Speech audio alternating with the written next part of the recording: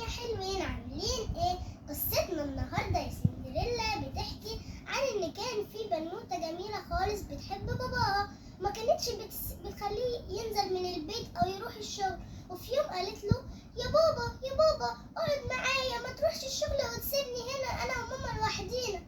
راح فعلا يا صحابي باباها قعد معاهم اليوم ده وقال لها خلاص مادام قعدت معاكي النهارده هجيب لك عروسه وكمان هجيب لك كوره، والظهر هننزل مع بعض نروح مسرح العرايس.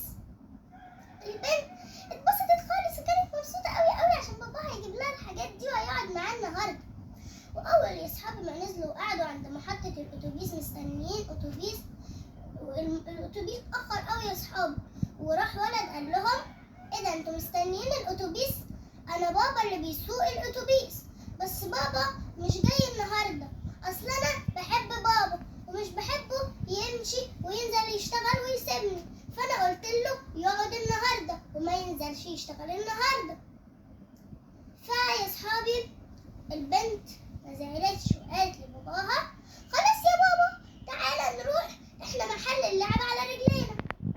راحوا يا صحابي فضلوا ماشيين لحد ما وصلوا محل اللعب. بس اتفاجئوا يا صحابي اتفاجئوا يا سندريلا ان لقوا محل اللعب مقفول، ولقوا ولد بيقول ايه ده انتوا عايزين من محل اللعب؟ بس انا بابا اللي شغال في محل اللعب، وانا عشان بحب بابا مرضتش اخليه ينزل ويشتغل وخليته يقعد معايا. البنت كانت متضايقه بس بعد كده قالت لباباها خلاص يلا يا بابا احنا هننزل ونروح مسرح العرايس. اول ما سندريلا راحوا مسرح العرايس لقوا المسرح فيه ولد صغير يقول انا بابا اللي بيشتغل في مسرح العرايس هنا، وانا عشان بحب بابا خالص خليته يقعد معايا النهارده ومش هسيبه ينزل النهارده، والنهارده المسرح مقفول. البنت اتضايقت وروحت البيت وقعدت زعلانه وقالت لمامتها يا ماما انا جعانه.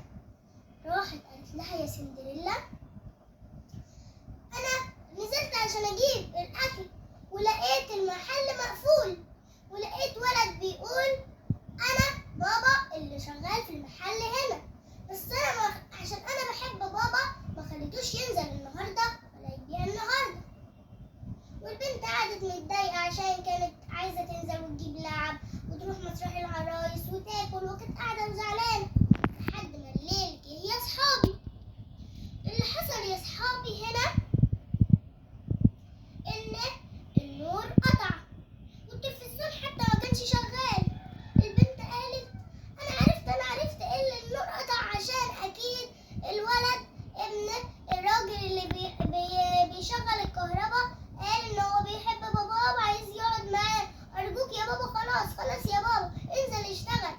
وهنا يا صحابي البنت عرفت درس مهم جدا، ان احنا لازم يا صحابي نسيب بابانا يشتغل عشان يقدر يجيب لنا الحاجات اللي نفسنا فيها وما نلاقيش المحلات مقفولة كده.